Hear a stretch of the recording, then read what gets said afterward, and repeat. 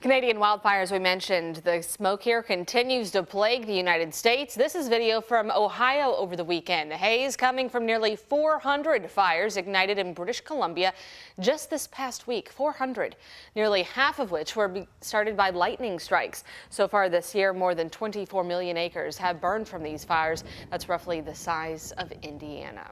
Well, beyond health concerns, the air quality is more than unfavorable for our farmers and their crops.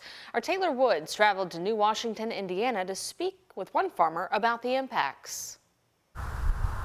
The haze from Canadian wildfires sits gloomy over this New Washington, Indiana farm. It has disrupted the amount of sunlight crops are getting. These wildfires are surely affecting the quality of the photosynthesis that gets into the plant. These corn and soybean crops depend on sunlight to grow. With the haze blocking much of that light, crops are now feeling the impact. The reduction that you're seeing today from the wildfires is surely affecting the growth of it. Indiana farmer Terry Vissing says crops have had a reasonably well season of sunlight. However, these last couple of days of smoke and haze have been detrimental to his plants. This corn, it happens to be a C4 plant, and it's very, it needs a lot of sunlight. The haze disrupting the photosynthesis process and disrupting the course of development for these crops. All these plants, the more photosynthesis they get, the better they grow. So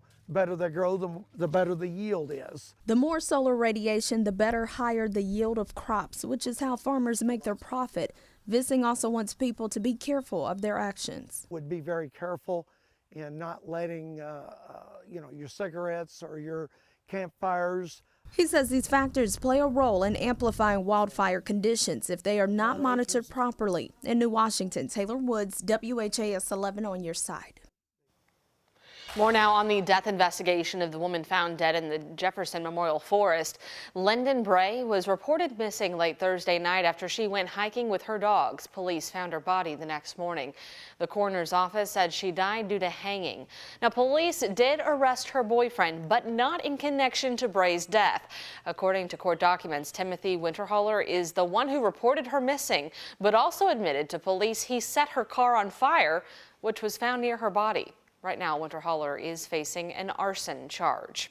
Today, we learned two teenage brothers who died in a boating accident on Lake Cumberland Friday were the sons of the well-known Fisher Homes Group. It happened Friday in Pulaski County. 18-year-old Chase Fisher and his 14-year-old brother Cole were on a jet ski that collided with a boat. The coroner said both were wearing life jackets. We heard from Fisher Homes today releasing a statement saying it is mourning the tragic and profound loss of Chase and Cole Fisher. Our deepest condolences are with their parents, Greg and Amy Fisher, their sister, and their grandparents, Henry and Elaine Fisher. It went on to say the Fisher Group has always been a company about family, and our team is grieving with them and praying for the entire family. Please keep them in your thoughts and prayers and ask that privacy be respected during this unimaginable time. Catholic University in Washington, D.C. is updating its security measures after an Oldham County teacher was killed on campus during a teachers' conference. In a letter to the students and staff, Catholic University's president remembered the life of Maxwell Emerson, sharing plans to create a memorial in his memory. And to prevent future incidents, the university is boosting armed officers and bike patrols on campus. Police arrested Jamie Macedo in connection to Emerson's death. He's been charged with murder. And today, Emerson will be laid to rest. Services will be held at Crestwood campus of Southeast Christian Church.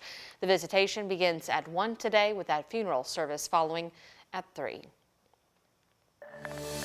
In a matter of weeks, thousands of Kentuckiana kids will head back to school. And WHAS11 needs your help making sure our area's most vulnerable kids have the school supplies they need. That's why we are collecting supplies at our local Kroger stores.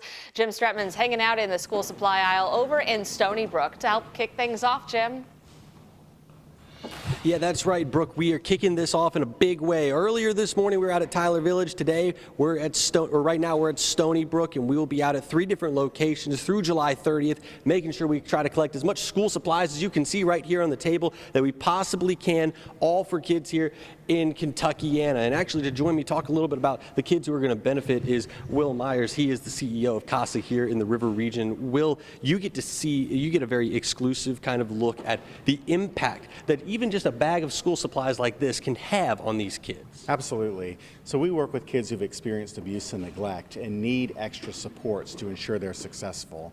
And so having extra school supplies, some kids have never had new school supplies, so this makes a big difference in their lives. And honestly, we talk about this as a bag of pencils and paper and pens, but it's more than that to a lot of these kids. It's really kind of a show of faith in them from community members they've never even met. Absolutely. There are a lot of kids in our community, unfortunately, who've experienced abuse and neglect. And so this lets them know that people in the community care about them and are invested in their educational success. They're looking forward to it, and we're hoping for a lot of success here as well, Will. Brooke, we have 3 locations where we're accepting donations: Tyler Village, Stony Brook, and the Middletown Kroger. This drive is going to go on through July 30th, so we want to see as many people as possible come out here and donate some supplies to kids all throughout Kentuckiana.